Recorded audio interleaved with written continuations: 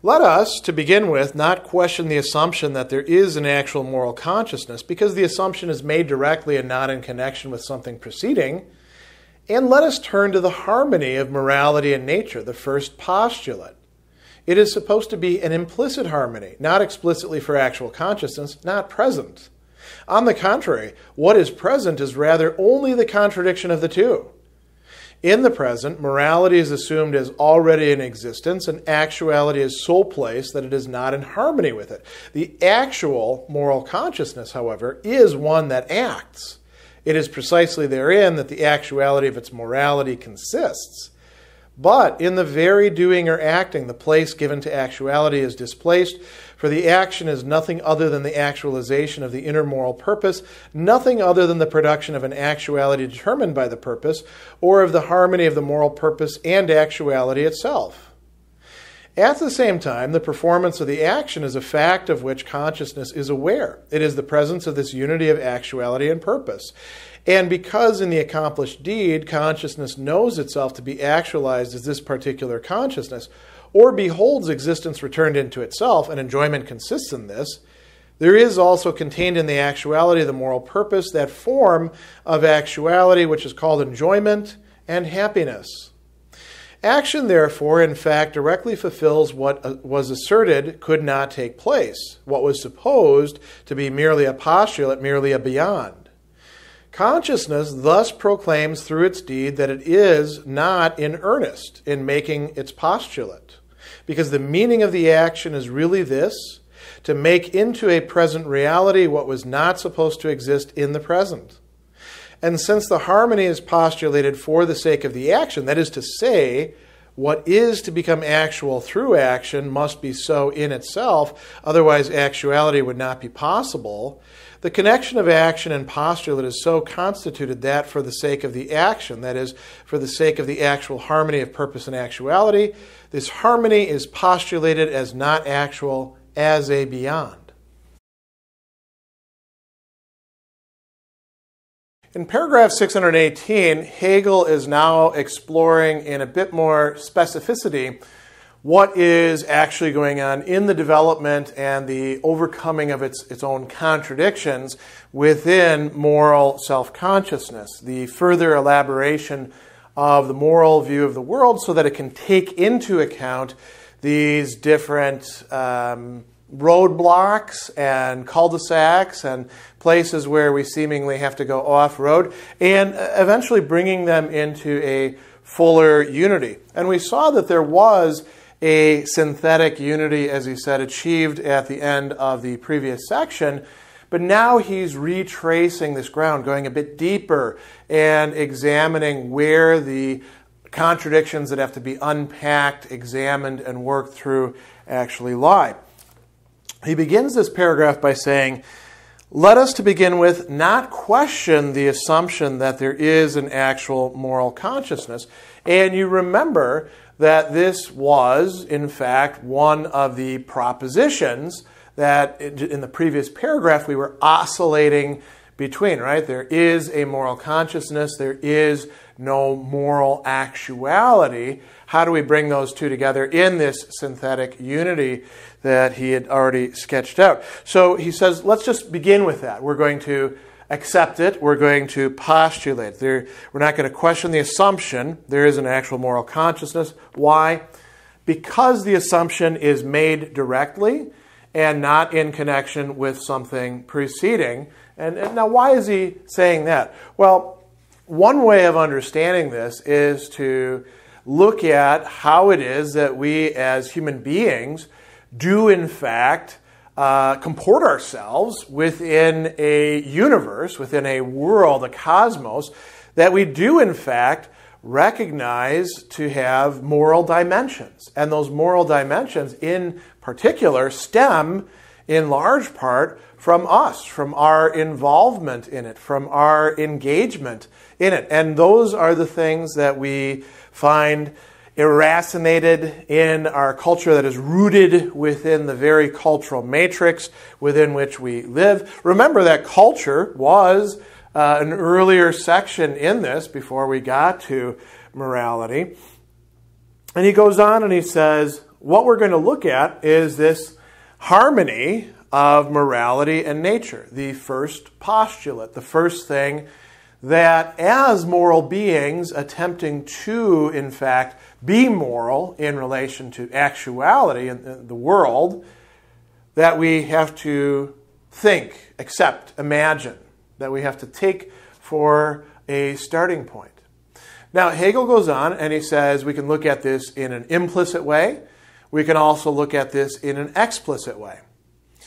What we're confronted with explicitly, he tells us, is the contradiction of these two. The contradiction between morality or duty and its demands. It might also be thought of as the contradiction between morality as the pure will, although that's more about the second postulate, and nature or actuality, Wirklichkeit, what we've been talking about now for paragraph after paragraph after paragraph.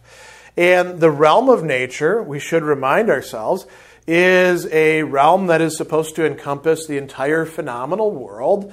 It also not just includes physical laws about how things interact physically, chemically, biochemically, but it also includes psychological, sociological, we could call human scientific understandings of things. And some of these are just sort of broad generalizations. And some of these are ways that we can describe our fundamental motivations as beings that exist within a universe that is shared with other beings. So we have this fundamental contradiction, a Widerspruch, between these two. Sometimes called an antithesis in other parts. And how do we bring them together? Hegel says that there is an implicit harmony between them. What is this? He says it's supposed to be an implicit harmony, not explicitly for actual consciousness, not present. So what would be implicit here? The implicit is what is yet to be worked out, to be worked through, but something that is possible, something that is imaginable.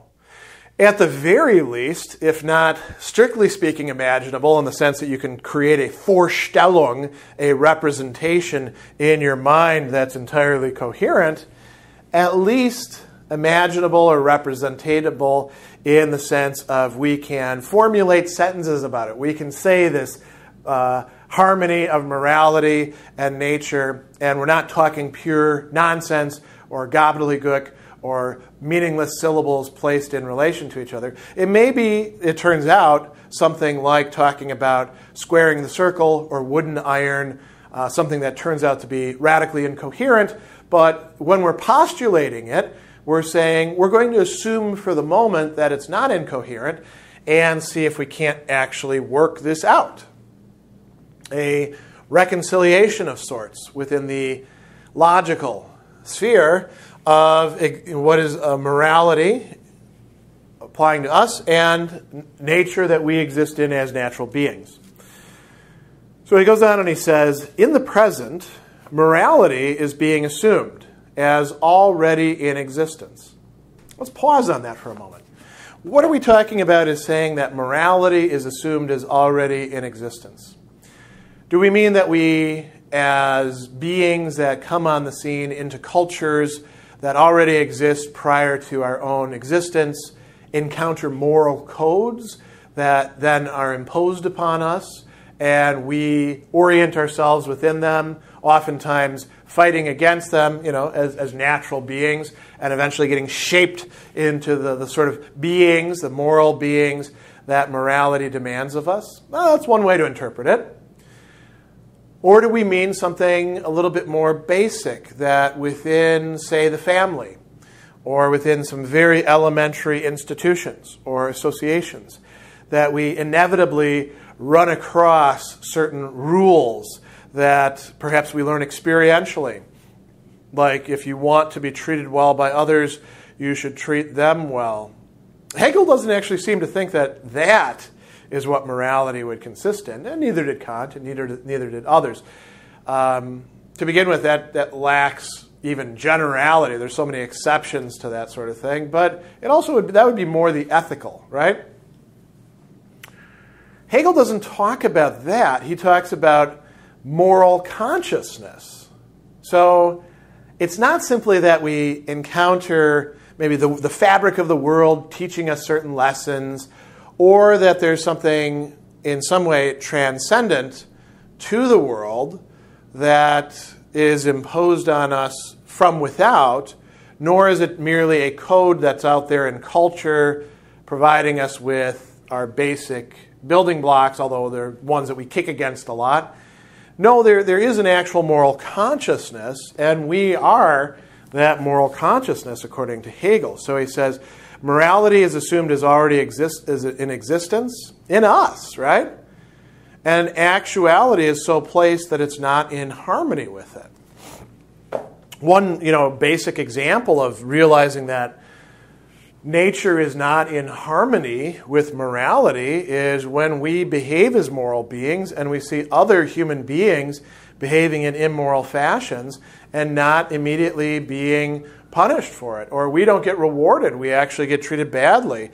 It doesn't pay off, whether in the sense of what Bentham called the social sanction or the political sanction, which is other people affecting us, or even in terms of doing the right thing and then not getting pleasure out of it, getting pain instead. I do the right thing by giving somebody my last loaf of bread who is dying. I get to be hungry as a result. And that's just a very prosaic example of the disharmony between nature and morality.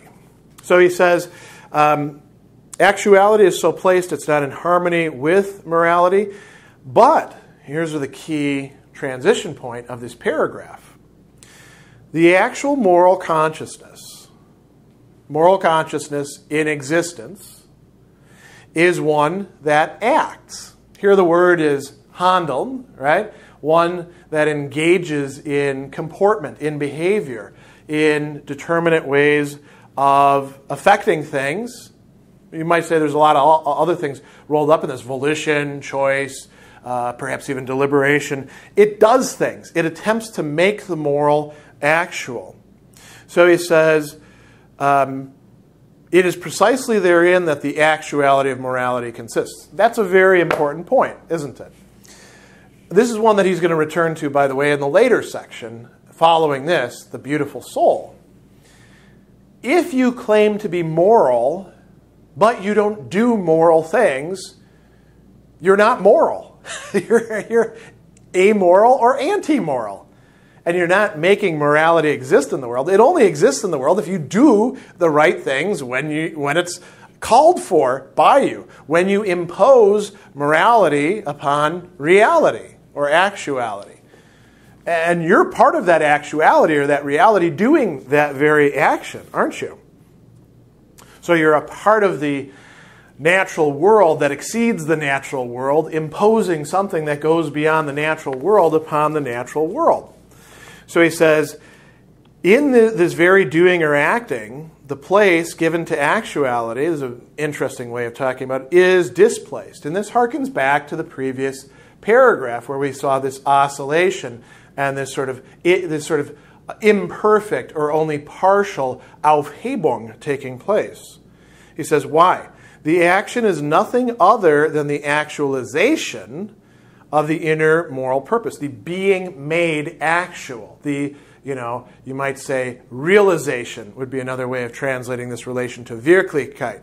Nothing other, he says, than the production, and this is a key term, of an actuality determined by the purpose. And the German for that, durch den Zweck bestimmten Wirklichkeit, an actuality that is determined through the purpose, that is given determination by having a purpose, an end, a goal.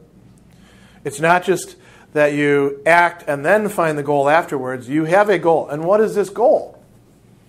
Well, much of our action is goal-oriented towards something that's kind of at a low level, but Hegel says that here, what is the purpose? The harmony of the moral purpose and actuality itself. So there's a kind of self-referential thing to this that goes on. If we actually are trying to be moral, we not only want to do the right thing, as in the sense of following the code or responding appropriately at the right moment, we want to be in harmony as beings that act with morality itself, the morality that is dependent upon us for introducing into actuality.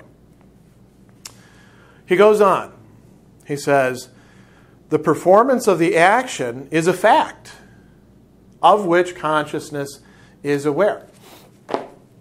In acting, I am aware that the action is my action, that I am the one doing it. And we might object here, well, is Hegel saying this is the case for all action? No. There's plenty of actions where we are not conscious, that it's we who are acting. We attribute it to somebody else. The cop-outs are like this. Defense mechanisms, it's the other person who's really making me do this sort of thing. No, we're choosing to do it, and we're responsible for it, but we push it off on the other to do that. But when it comes to moral action, we can't really engage in those sorts of evasions. We are conscious of the fact that we are doing those actions. So he says, it is a fact of which consciousness is aware. It is the presence of this unity of actuality and purpose, Wirklichkeit and Zweck. And because in the accomplished deed, the accomplished action, the product of that, he says, consciousness knows itself to be actualized as this particular consciousness. Let's pause on that for a moment. I choose in a difficult situation to do the right thing. I don't lie about the numbers that I'm being asked about, even though I'm afraid that if I don't do that, I'm going to incur some sort of penalty. People will make fun of me. People will take my job away from me. I will go to prison. I choose to tell the truth, even though it's going to, be difficult for me. And it's also a truth that may get other people into trouble, so I'll lose their respect, their esteem, what of it that I have. There really isn't a hell of a lot of respect for liars and cheaters, but let's assume that that's something that's motivating me. I become aware of the fact, very painfully and lonely aware of the fact that I am acting as an individual. I am making a choice to do the right thing, to bring about something that goes against the dirty, rotten actuality that's out there most of the time and introduce something bright, something wonderful, something perhaps even terrifying into existence. Morality and its demands are not always lightness, sweetness and hope. Quite often, they're much more stark than that. So, he says, the presence of this unity of actuality and purpose, consciousness knows itself to be actualized as this particular consciousness, or beholds existence returned into itself. There's a sort of reflexivity here as well. I become aware of myself as an acting, existing being through moral action. And there he says, enjoyment consists in this. That is something that is well worth pausing on. Enjoyment. What is enjoyment? Sometimes we enjoy a particular pleasure. I enjoy drinking coffee. I like the taste of it. I like the effects of the caffeine on myself. I like not being droopy and irritable in the morning when I want some coffee. That's enjoyment in one sense. Is there a deeper enjoyment that we can have? Yes. And this is running throughout the core of the phenomenology. We want to know who we are and what we are. And we want to do so as beings that have a reflexive relation to ourselves and that are related to the other, the O, capital O, other, of the other self-consciousness. We desire recognition, honor, kennen from them. And we also, through this dialectical process, are able to give recognition to ourselves. We are able to understand who we are through our moral action, or, painfully, through our moral failures. We can be deluded about this, deceived about this. We can act in ways that we think are purely moral, and as Kant pointed out, there may be a hidden spring of self-love at the bottom of all of that. But that doesn't mean that we don't enjoy some sort of satisfaction in this. some sort of enjoyment. So he says, there is also contained in the actuality of the moral purpose that form of actuality which is called enjoyment and happiness. This sets up a fundamental problem that Kantian morality and other, you might say, allied forms of morality were attempting to understand and then come down very hard on one side. If we're getting something out of it, is it really moral? Eudaimonism, which Kant condemned and which Hegel, in a limited way, is endorsing here, says we act and we should act for our own happiness. And not our own happiness in a very selfish, egoistic way, but for the full realization of what it is to be a human being. Think about Aristotle. What does that mean? It means to live a life of virtuous activity. Same thing for the Stoics. Same thing for Augustine, although Augustine is going to displace it in the City of God to a heavenly existence and enjoyment of God. In any case, what we really want is enjoyment of the highest good for ourselves, and that typically involves enjoyment of the highest good as being a good person for ourselves, which involves us inevitably with others who we share this with. Kant wants to say, all of that is besides the point. Duty for the sake of duty alone, recognized as the moral thing to do, that is what has value. Even Kant, however, thinks that we enjoy some sort of satisfaction, self-respect, the moral feeling. He discusses this in the beyond the groundwork of the metaphysics of morals, in the actual metaphysics of morals, in the metaphysical elements of virtue. Hegel recognizes that Kant is at an extreme, and anything that's like Kant is at an extreme, and that we need to bring things back over here into this middle ground where it is possible to have a reconciliation of morality and happiness, not just of morality and nature. So he goes on and he says, here we go. We have enjoyment, happiness. Action, therefore, does something what thought could not do by itself. He says, action directly fulfills what was asserted could not take place, what was supposed to be merely a postulate, merely a beyond. In action, we go further. In acting, in doing, in trying something out, in making the ideal real, we find that there's more to the story. So he says, consciousness thus proclaims through its deed, it is not in earnest in making its postulate. Notice the deed is more in earnest than the postulation is. Because the meaning of the action really is this, he says, to make into a present reality what was not supposed to exist in the present. And we postulate, he says, the harmony for the sake of the action. We say what is to become actual through action must be so in itself, otherwise actuality would not be possible.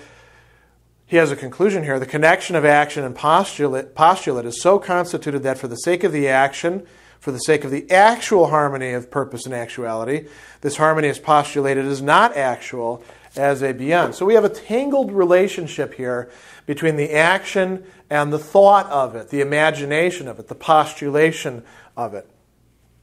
Action is what is going to bring about, at least in part, the harmony between morality and nature. It's going to do so individually, specifically, in a determined, determinate, bestimmt way. Hegel's saying, you can start with the postulate and then say, aha, the postulate provides us, if not the roadmap for that, at least the inspiration for that. And some people do need that kind of inspiration.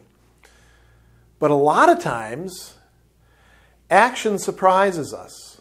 We find more as the product of action than we originally postulated as a possibility for that action, and then we have to revise things. So the question here, again, is sort of an oscillation. Which side do we take? That of the action or that of the postulate? Which are we going to place the emphasis on?